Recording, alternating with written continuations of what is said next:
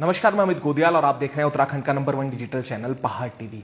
तो आज पहाड़ टीवी में फिर से एक बार बात करेंगे क्योंकि एक बड़ा खुलासा किया है कल एसटीएफ ने वीपीडी और वीडियो भर्ती को लेकर, जिसमें कई तथ्य निकल कर आए हैं। एक पूरा जो चेन है वो निकल कर आई है, पर आखिर आयोग का क्या कहना है और आयोग और कहीं ना कहीं जो आउटसोर्सिंग कंपनी है, जो आयोग ने आउटसोर्सिंग कंपनी आरएमएस की बात की है, जो इस षड्यंत्र में कहीं ना कहीं शामिल है, उसका जो एक व्यक्ति है जयजीत सिंह, जो यहां पर कंप्यूटर प्रोग्रामर थे और पूरा षड्यंत्र में वो भी शामिल है। तो आयोग का इस पर क्या कहना है, पूरी बात भी आपको बताएंगे। और मनोज जोशी जो पीआरडी जवान यहां पर तैनात था, उसके बारे में भी जरूर अब प्रश्न करेंगे। तो हमारे साथ सचिव साहब हैं संतोष बड़ोनी जी, उनसे सवाल अब बहुत अहम है क्योंकि अब खुलासा हो चुका है और ये तमाम जो भर्ती को लेकर लगातार जो बेरोजगार संघ था जो आवाज उठा रहा था, और बॉबी पवार के जो ये पूरा संघर्ष रहा, उसने दिखा दिया कि किस तरीके से जो भर्ती घोटाला है वो सच में निकल कर आया है। तो बड़ोनी साहब, पहले तो स्वागत है आपका पहाड़ टीवी पर। बहुत धन्यवाद। बड़ोनी जी, बड़ी एक खुलासा कल एसटीएफ ने किया और एक सबसे बड़ा सवाल आता है कि जो आपकी आउटसोर्सिंग कंपनी है आरएमएस, वो उसका एक व्यक्ति जो कंप्यूटर प्रोग्रामर है वो इसमें शामिल होता है। पहले तो उसके बारे में आपसे प्रश्न करेंगे सर, इस तरीके के कब से ये कंपनी के साथ आप कार्य कर रही है आयोग के साथ? एक तो ये बता दूं कि ये वन ऑफ द कंपनी है, जो वन ऑफ द सेवा प्रदाता हैं जो काम कर रहे हैं। बहुत सारे सेवा प्रदाता हैं आयोग के, और जिनसे हम टाइम टू टाइम अलग अलग काम लेते रहते हैं। तो इनसे भी हम काम ले रहे हैं। वो 2015 से ये कंपनी है यहाँ पर काम कर रही है, और ये जो जयजीत हैं ये भी 4-5 साल से यहाँ पर काम कर रहे हैं। और जो इनका बेसिकली जब जरूरत पड़ती है डेटा सर्विसेज देने के लिए है, उनके जो कंपनी के पेरोल पे रखे हुए ये कंप्यूटर प्रोग्रामर हैं, हमें डेटा सर्विस देते हैं। तो अभी तो ये जांच से इस पर जांच हमें ऑफिशियली नहीं पता है, लेकिन ये मामला है और अगर इनका रोल है तो जांच से पता लग जाएगा। सर, ये तो स्पष्ट हो गया कि जयजीत सिंह जो कंप्यूटर ऑपरेटर थे, जो प्रोग्रामर थे, वो तो इसमें शामिल हैं ही। वो गिरफ्तार भी कल हुए, उन्होंने ये बात मानी है कि उन्होंने जिस तरीके से। पर ये सर 15 से किस तरीके की सेवाएं दे रही हैं आपको, और कितने पेपर इस कंपनी ने जो आउटसोर्सिंग कंपनी इसने कराए, ये अपने आप में बड़ा सवाल है। नहीं, काफ़ी सारे एग्जाम उनके माध्यम से भी हमने कराए हैं। काफ़ी सारे कौन से सर एग्जाम थे, थोड़ा सा आपको? नहीं, बहुत से हम तो 90 एग्जाम करा दिए, तो ऐसा विशेष याद नहीं है, लेकिन अच्छा। काफ़ी एग्जाम उन्होंने भी किए हैं, और अभी तक पेपर लीक का कोई भी मामला नहीं आया था। पिछले गड़बड़ी के बहुत सारे मामले आए, हम 5 एफआईआर हम खुद करा चुके हैं, ये एफआईआर समेत। तो जहाँ भी गड़बड़ी आई हमने एफआईआर की है, और उनमें किसी भी मामले में पेपर लीक का मामला नहीं आया था। तो हम ये मानते थे, समझते थे अभी तक कि पेपर लीक जैसी हमारे यहाँ नहीं है, लेकिन इस मामले में पहली बार ये भी घटना प्रकाश में आ गई है। तो इसके लिए भी जो भी आवश्यक सावधानियां होंगी वो आयोग करेगा भविष्य के लिए। सर, अब सवाल तो ये है, देखिए आप तो लगातार ये कह रहे थे कि कोई इसमें पेपर लीक नहीं हुआ है, पर अब तो ये स्पष्ट हो गया है कि पेपर लीक है।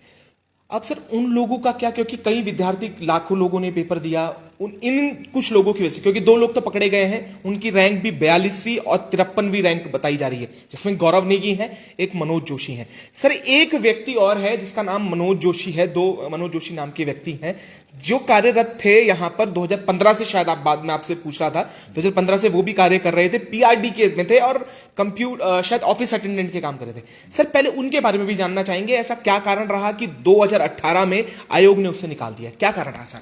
थोड़ा संदेह था उनके व्यवहार के ऊपर, जो उनका सामान्य व्यवहार था उसके ऊपर संदेह था आयोग में, क्योंकि हम इस बात का ध्यान रखते हैं कि इस तरह से हर कोई संदेह वाला जो व्यक्ति है वो काम ना करे, जहाँ जब हमें संज्ञान में आ जाता है। उस कारण से 2008 में हमको 18 में उनको निकाल दिया था। सर, ऐसा कुछ कृत्य करते पाए गए थे जिस तरीके की अभी बात हो रही है कि मनोज जोशी और जयजीत सिंह मिले और इन्होंने एक चेन बनाई, इस तरीके की वो कोई ऐसा कोई तब हमारे नहीं था, लेकिन ये था कि जो ऑफिस की सिक्रेसी थी वो बाहर जाने की उनमें हमें शक था, उस वजह से हमने उनको हटाया था। इस वजह से आपने हटाया। तो मतलब ये कहीं ना कहीं सर, ये दोनों आपस में एक दूसरे को जानते थे, मनोज जोशी और जयजीत सिंह, ये शुरुआत से कम? ये भी अब उनके आपस में क्या बात थी वो हमें आज तक नहीं पता। हाँ। क्योंकि मनोज जोशी उसके बाद कभी हमने यहाँ नहीं देखा, 2018 के बाद जब से उनको हटाया गया है। जयजीत तो समय समय पर यहाँ आते हैं, क्योंकि वो डेटा सर्विस दे रहे हैं कंपनी की तरफ से, तो वो आते हैं। पर मनोज जोशी कभी यहाँ आए हैं ऐसा मुझे संज्ञान नहीं है, और उन दोनों का आपस में कभी कोई रिश्ता रहा है ये भी हमारे संज्ञान में नहीं था। हाँ। तो सर, एक सवाल मेरे सभी बच्चे के मन में भी है और जितने अभ्यर्थी हैं उनके मन में भी है। सर, किस तरीके से कंप्यूटर प्रोग्रामर के पद पर वो थे, किस तरीके से उन्होंने पेपर निकाला? क्योंकि जब उनसे कल प्रश्न किए गए तो उन्होंने कहा कि उन्होंने 80 क्वेश्चन निकाले गए। ये किस तरीके से पॉसिबल सर? कंप्यूटर प्रोग्रामर का क्या काम रहता है सर आयोग में? सर वो भी क्योंकि बड़ा जरूरी प्रश्न है ये, क्या काम करते हैं सर कंप्यूटर प्रोग्रामर यहाँ? नहीं, कंप्यूटर प्रोग्रामर का काम तो बेसिकली डेटा सर्विस देना है। कभी हमें एडमिट कार्ड जारी करने हैं, कभी एडमिट कार्ड जारी हो गए तो बच्चों को कुछ क्वेरीज हैं, वो उनसे पूछनी है कि भाई ये इनका एडमिट कार्ड क्यों नहीं जारी हुआ, या इनका एडमिट कार्ड गलत क्यों है, ये सही क्यों है। तो जो अलग अलग तरह की डेटा सर्विसेज हैं, सेलेक्ट लिस्ट में कोई गड़बड़ी हुई है तो उसके डेटा, वो उसके लिए सर्विसेज देते हैं। तो जो भी बच्चों के डेटा से, एप्लीकेशन से संबंधित डेटा ही वही बाद में रिजल्ट का काम करता है। तो एप्लीकेशन से लेकर रिजल्ट तक कोई प्रॉब्लम आ रही है तो वो डेटा सर्विस हमको देते हैं। तो उसके बाद हमने इसमें भी चेंजेस किए हैं। 16-17 के बाद हमने फिर 18 से हमने एप्लीकेशन वाला पार्ट भी चेंज किया, उनके लिए दूसरा सेवा प्रदाता लिया है।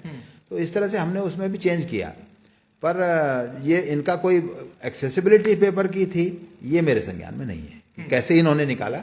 ये अभी भी मैं भी खुद विचार में हूँ कि कैसे इनको ये अगर निकाला है तो कैसे निकाला है, लेकिन मुझे लगता है आगे की जांच में वो भी स्पष्ट आएगा। नहीं सर, वही प्रश्न इसलिए भी है क्योंकि कंप्यूटर प्रोग्राम आपने कहा जैसे इस तरीके के कार्य करते हैं, तो इससे ये हम बात कर सकते हैं कि इसमें कई अन्य लोग भी शामिल हो सकते हैं इसी कंपनी, क्योंकि कंप्यूटर प्रोग्राम का जब ये काम नहीं है, वो आपने बोला कि एडमिट कार्ड की अगर कोई आ रही है या इस तरीके की कोई दिक्कतें आ रही है तो वो कार्य करता है। तो क्या हो सकता है कोई अन्य लोग भी इसमें शामिल हो, कुछ आयोग के अंदर के लोग भी शामिल हो, ऐसा भी हो सकता है क्या इस तरीके की बात? इसके लिए हम मना नहीं कर सकते, क्योंकि जब वो लोग यहाँ काम कर रहे हैं, वो सम्मिलित हैं, तो इसके लिए भी मना नहीं किया जा सकता कि इसमें सेवा प्रदाता के और लोग हैं, आयोग का कोई आदमी है।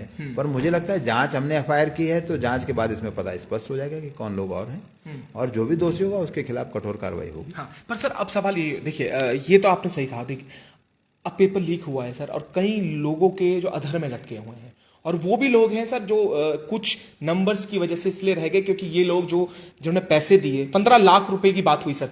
ये भी एक फैक्ट सामने निकल कर आया कि बॉबी पवार ने जो बात कही कि 15 लाख रुपए देके ये लोग हुए हैं, वो भी आज प्रूव हो गए, क्योंकि कल जब उन्होंने प्रश्न हमने उठाए तो उन्होंने कहा कि 15 लाख उन्होंने लिए थे। तो ये अपने आप में बड़े किस्म का एक आरोप भी था और उस समय ये प्रूव भी हो चुका है।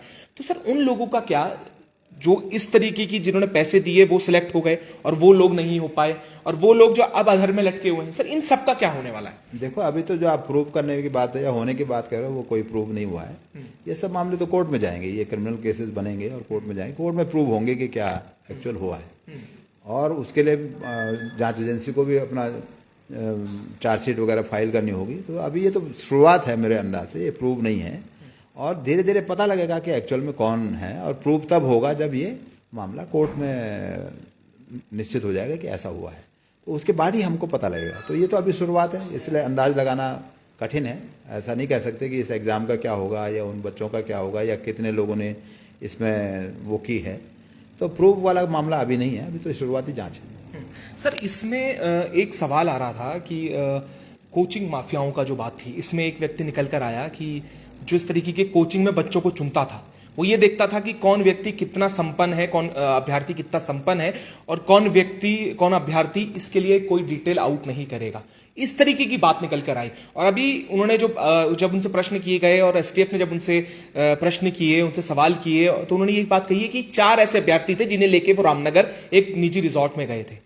तो किस तरीके से इसे देख रहे हैं सर? क्योंकि ये अपने आप में भी बड़ा सवाल अपने आप में खड़ा होता है, किस तरीके से कोचिंग में इस तरीके के बच्चों अभ्यर्थियों को चुनना और 15 लाख रुपए लेने की बात कैसे देख रहे हैं सर इसे?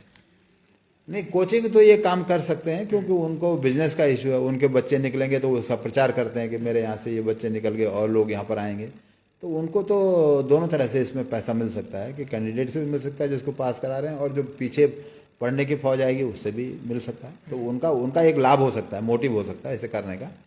पर मैं ये कह रहा हूँ कि अगर इसमें इतना सारा मामला हुआ है, अगर हुआ है तो ये भी आगे जांच में आएगा कि तो रिजॉर्ट में गए हैं, उनको बताया गया है, तो इसके पीछे निश्चित रूप से कुछ संगठित ऑर्गेनाइज माफिया होगा।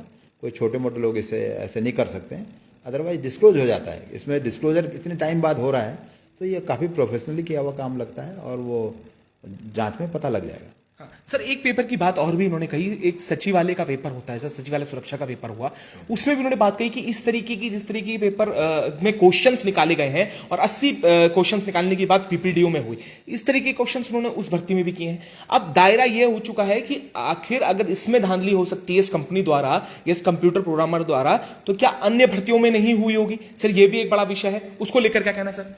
अभी तक ऐसा कोई भी ना सचिवालय सुरक्षा की परीक्षा के बारे में कोई शिकायत, कोई भी शिकायत, एक भी शिकायत हमारे संज्ञान में है, ना कोई किसी ने ऐसी बात कही है। तो उस मामले में मुझे नहीं लगता कि कोई ऐसी बात होगी। और बाकी जांच में अगर जांच चल रही है तो उसमें पता लग जाएगा। पीछे भी किसी और परीक्षा में जैसे मैंने आपको बताया कि पेपर लीक का कोई हमारे संज्ञान में नहीं आया, अदरवाइज कुछ ना कुछ कारणों से हमारे संज्ञान में आ जाती है। बहुत सारे मामले हुए, मैं वही कह रहा हूँ कि 5वीं FIR है। इससे पहले ओमार में छेड़छाड़ हुई है, उन सबकी हमने FIR करी। डमी कैंडिडेट बैठे हैं हमारे एग्जाम्स में, ब्लूटूथ डिवाइस का यूज हुआ है हमारे एग्जाम में, तो वो सब मामले हुए, लेकिन पेपर लीक का मामला नहीं आया था। तो ये पहला ऐसा मामला आया है, इसलिए कहना कठिन है कि पहले से चल रहा है। अगर पहले चल रहा होता तो संज्ञान में आता है किसी न किसी बात से, किसी न किसी तरह से, लेकिन ऐसा नहीं आया। तो ये हो सकता है कि ये कुछ और काम कर रहे हो या कोई और बात होगी, लेकिन पेपर लीक का ऐसा कोई मामला पहले हमारे संज्ञान में नहीं आया। पर सर एक सवाल तो इसमें ये भी खड़ा हो जाता है ना सर, ठीक है दोषी कोई भी हो, RMS हो, कंप्यूटर प्रोग्रामर हो, पर उन युवाओं का क्या सर जो मेहनत कर रहे हैं? आप भी इस बात को, इस पीड़ा को समझ रहे होंगे कि जो युवा जो कई सालों तक मेहनत करता है, PG में रहता है, यहाँ अपने रिश्तेदारों के यहाँ रहता है, कई लोग इतने गरीब वर्ग से आते हैं, पहाड़ों से जो बच्चे आपने देखा होगा, पहाड़ों के जो युवा हैं, जो परिवार है वो गरीब है, उनके पास पैसा नहीं है, वो किस किस तरीके से यहाँ पर पढ़ाई कर रहे होते हैं, स्ट्रगल कर रहे होते हैं। सर इस तरीके की जब पेपर आएंगे, भर्तियां होंगी और ऐसे लीक होगा, उसका फिर वेटिंग होती है, कई साल बाद पेपर होता है, 2 साल लग जाते हैं, 3 साल लग जाते हैं, सर वो युवाओं का हौसला टूटने लगता है। आखिर ये कब तक इस तरीके से होता रहेगा सर? और ये बड़ा सवाल भी इसमें खड़ा हो जाता है क्योंकि पूर्व में भी भर्तियां अब इसमें आशंका आ चुकी कि उन भर्तियों में हो सकता है कि धांधली हुई हो। सर इस पर क्या कहना है? मेरा कहना ये, तो आप ये बच्चों की तरह ही आप भी अनुमान लगा रहे हैं, बच्चे लगाते हैं। मेरा कहना ये है कि हमने 90 परीक्षाएं करा ली हैं, उसमें से लगभग सभी परीक्षाओं का हमने सिलेक्शन भी भेज दिया है। किसी युवाओं के साथ ऐसा हुआ हो कि एग्जाम हुआ और सिलेक्शन उनका नहीं हुआ, ऐसा नहीं हुआ है, सब में हुआ है। बाकी जिनमें है उनमें सिलेक्शन अंडर प्रोसेस है, वो भी होगा। तो ऐसा नहीं है कि एग्जाम हो रहा है और उसमें घपलाई होता जा रही है, जनरल परसेप्शन बना दिया गया, लेकिन ऐसी बात है नहीं। बात यह है कि इसमें जरूर ऐसे लोग हैं जो इस तरह से माफिया, इससे संगठित प्रयास करते हैं परीक्षा शुचिता बाधित होने का। और हमारा यही काम है कि अगर ऐसा मामला कोई आ जाता है तो उसका हम जांच कराएं, जो इस मामले में हमने किया है और पहले भी 4 मामलों में हम कर चुके हैं, हमने FIR खुद की है। तो जहां एक और हम परीक्षाओं को कराने की कोशिश कर रहे हैं, वहीं दूसरी ओर अगर कोई गड़बड़ी आ रही है तो उस पर भी उतना ही कठोर हम कार्रवाई कर रहे हैं। तो यही हमारा काम है। बाकी जांच एजेंसी का ये दायित्व हो जाता है कि वो हमको अच्छे से जांच करे और ऐसे लोगों को दोष सिद्ध करे और उनको सजा हो, तो इससे अपने आप खत्म हो जाएगा मामला। अब सर ये एक 2 राह बन गई है, बीच में कुछ छात्र जो हैं वो अधर में है और कुछ छात्र ही चाहते हैं। अब इस परीक्षा का क्या होना, क्योंकि जांच चल रही है, आपने कहा जांच ये कोर्ट में जाएगा, कोर्ट में ये तमाम चीजें होनी है, वहां पर ये एक क्रिमिनल केस के रूप में प्रेजेंट होगा।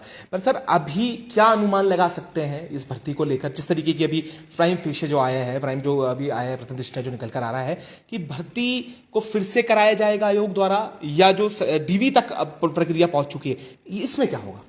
अभी कुछ भी कहना न तो संभव है और न उचित है, क्योंकि जांच चल रही है और एक हम समझते हैं एक जिम्मेदार एजेंसी जांच कर रही है, और जब वो जांच खत्म हो जाएगी उसी के बाद इस बारे में हम कुछ भी आपको निर्णय कर सकते हैं या कुछ भी अंतिम बात कह सकते हैं। तो सर आगे से ये चीजें ना हो तो आयोग और क्या कार्य करेगा? क्योंकि सर हौसले टूटे हैं, पस्त हुए हैं, कल से ही लगातार हम पे भी मैसेज आए हैं कि हमने मेहनत की है और हमारा नाम नहीं आया था इन छात्रों की वजह से जिन्होंने पैसे दिए थे, और कब तक ये पैसों के बलबूते पर सिलेक्शन होता रहेगा और मेहनती बच्चे जो हैं पीछे छूटते रहेंगे? सर ये अपने आप में सवाल है। सर नहीं, हौसलों की और जो उत्साह में कमी होती है वो हमारे लिए भी उतना ही है, बच्चों के लिए है तो हमारे लिए भी, हम भी काम कर रहे हैं और अपने हिसाब से हम पूरा अच्छे से काम करने की कोशिश कर रहे हैं। उसके बावजूद ऐसा होता है तो दुख तो सबको होगा, जिन्होंने पार्टिसिपेशन किया है, जिन्होंने एग्जाम कराया है, कोशिश की है कि अच्छा एग्जाम हो जाए, तो उनको भी दुख होगा, हमें भी है। पर उतना ही जरूरी है कि इन पर कार्रवाई भी हो। बिल्कुल, दोनों जरूरी है। अगर कोई कर रहा है कोशिश तो उसको भी आप छोड़ नहीं सकते हैं। दूसरा कि अगर उसका जांच में परिमाण बहुत ज्यादा निकल सकता है तो फिर तभी पुनर्परीक्षा की बात आ सकती है, पर वो जांच के बाद ही पता लगेगा। तो अभी उन बच्चों के लिए कोई भी ऐसी खबर नहीं है कि उनको निराश होना पड़े। 1-2-3 महीने जो भी जांच का समय लगेगा वो लगेगा, उसके बाद इसमें पता लग जाएगा कि क्या होगा। पर सर अब ये आउटसोर्सिंग कंपनी कितनी विश्वसनीय है ये भी अब शक के घेरे में आ चुकी है सर, क्योंकि अब जिस तरीके के अगर कृत्य किए गए हैं और पूर्व में भी उन्होंने जो अब वो तो कोर्ट में भी जारी जाएगी और पूछताछ जो चलेगी उसके बाद होगा, पर जो कल उन्होंने बात की है, जो उन्होंने बात हमें बताई है, जो सबके सामने पूरी मीडिया के सामने ये बात कही है कि उन्होंने पूर्व परीक्षाओं में भी घपले किए हैं, क्वेश्चंस निकाले, कितनी विश्वसनीयता रह गई है सर, और कैसे विश्वास करेगी आयोग और इन आउटसोर्सिंग कंपनी का क्या कि आगे ऐसे पेपर लीक नहीं होंगे, इस पर भी सवाल उठने लगे हैं। नहीं, पेपर लीक नहीं होंगे ये हम नहीं कह सकते। हाँ। बेसिकली हमारा काम है कि सेवा प्रदाता कंपनी अगर गड़बड़ कर रही है तो उसे चिन्हित करना, उसे बदलना, दूसरे की सेवा लेना जरूरी है। ये काम ऐसा है कि इसमें बिना सेवा प्रदाता के आप काम नहीं करते, कोई भी कमीशन नहीं करता है। तो वो सब सेवा प्रदाता के सहयोग से ही काम होता है और ये बेसिकली ट्रस्ट का मामला है। और आप भी कल काम करेंगे हमारे साथ कुछ, तो आपके और हमारे ट्रस्ट का मामला होगा। बिल्कुल। तो वो ट्रस्ट का ब्रीच कोई कर सकता है, इसकी संभावना सामान्यतः नहीं होती है कि हम, क्योंकि उनसे अनुबंध भी रखते हैं, अपनी मॉनिटरिंग भी करते हैं, तो अभी तक हमारे ऐसे संज्ञान में नहीं था। और ये जांच भी अभी प्रारंभिक स्थिति में है, तो अभी कह नहीं सकते हैं कि उनका कितना रोल कंपनी की तरफ से है या ये लोकलाइज रोल है, तो वो भी अभी एक बात सामने आने की है, तो उस आधार पर इस बात में भी निर्णय होगा। हाँ, पर इस बात में आपने ये जरूर कहा है कि इसमें कोई भी शामिल हो सकता है। अभी ये कहना उचित नहीं है कि कंपनी है, हो सकता है कोई आयोग का व्यक्ति भी हो सकता है कि पेपर लीकेज जहां प्रिंटिंग गई है वहां पर से हुआ हो। सर ये सारी चीजें भी हैं। बिल्कुल, कोई भी संभावना, जैसे मैंने कहा कि कोई भी संभावना हो सकती है और अभी प्रारंभिक जांच है और मुझे उम्मीद है कि और आपको भी यही उचित है कि जांच होने दिया जाए। बिल्कुल। और जो जांच में आएगा वो दोषी खुद ही उसको सजा खुद ही भुगतेंगे वो। सर कुछ सवाल हैं, बस एक आखिरी सवाल आपसे करूंगा, उसका ये बंद करूंगा। सर एक ये एलटी का जो दिव्यांगों का हुआ है सर, उसको लेकर उसमें सब चीज का, सब लोगों का डीवी चल रहा है, इन लोगों का डीवी रोक लिया गया है सर, उसको लेकर जो दिव्यांग है वो काफी परेशान इस समय नजर आ रहे हैं, उनको लेकर कैसे क्या डेट होगी दोबारा से रिवाइज जो उसमें डेटा की एक प्रॉब्लम आई है कि डेटा से सही दिव्यांगों का डिटेल नहीं आया रिजल्ट में, तो उससे रिजल्ट में 2 बार के जो हमने रिजल्ट निकाले दोनों में कमियां आ गई। तो हमने एक अधिसूचना जारी की है आयोग की वेबसाइट पर कि भाई दिव्यांगों का हम अलग से परिणाम जारी करेंगे, अब इसे ठीक से परीक्षण करके, और उनका डीवी भी उसके बाद होगा, तो वो परेशान ना हो, उनके लिए जल्दी हम रिजल्ट जारी करके उनका डीवी तुरंत करवाएंगे। सर वन दरोगा का फाइनल रिजल्ट जो है कब तक आएगा, और ये डीवी जो कनेक्ट सहायक से पहले जो ये इस तरीके की नहीं, वन दरोगा में थोड़ा प्रॉब्लम ये है कि उसमें माननीय न्यायालय ने एक निर्णय दिया था जिसमें 10 लोगों को फिजिकल में शामिल करने के लिए कहा है, वो मेरिट में नहीं है, तो उस कारण से उसमें थोड़ा हमें विधिक राय और निर्णय लेने की जरूरत है और उसके बाद उसमें हम चयन संस्तुति भेजेंगे। हाँ सर, ये कब तक आएगा सर डीवी रिवाइज? इसमें लग सकता है 1-1.5 महीने का, 1-1.5 महीना सर, पर इसके बाद रिवाइज आ जाएगा। बिल्कुल, ठीक है, बहुत शुक्रिया सर आपका समय देने के लिए। और ये भी आपको बता दें कि अब सवाल ये भी उठने लगे हैं कि अब आगे जो ये अभी शुरुआती जांच चल रही है उसके बाद जो जांच होगी उसमें क्या निकल कर आता है, क्योंकि ये चेन अपने आप में बड़ी लंबी लगती है, ये 1 या 2 व्यक्ति का कार्य नहीं है, इसमें पूरी चेन और बड़े माफियाओं का होने का पूरा अंदेशा हो सकता है कि आगे निकल कर भी आए ऐसे बड़े नाम, और कुछ बड़े लोग भी हैं, क्योंकि ये छोटी मछलियां हैं, अभी कई ऐसे मगरमच्छ हैं जिन्हें पकड़ना जरूर आगे आप देख सकते हैं भविष्य में मगरमच्छ भी पकड़े जाएंगे। तो अब ये देखना होगा किस तरीके से वीपीडीओ वीडियो का पेपर में क्या होगा, क्या नया मोड़ आएगा, क्या पेपर को दोबारा से कराया जाएगा या फिर उन लोगों की भर्ती, ये भी सारे सवाल अभी कहीं ना कहीं बड़ों जी ने कहा है कि आगे देखने वाली बात होगी, जब कोर्ट में जाएगा उसके बाद क्रिमिनल केस बनेगा। पर साथ ही ये भी सवाल है कि पूर्व में ऐसी कितनी भर्तियां रही हैं जिसमें इस कंप्यूटर प्रोग्रामर द्वारा या अन्य लोगों द्वारा इस तरीके के जो है घोटाले और इसमें जो क्वेश्चंस निकालने का कार्य किया गया है। तो इस पर भी लगातार अपडेट आपको करते रहेंगे, तो ऐसे जुड़े रहिएगा और देखते रहिएगा पार्टी।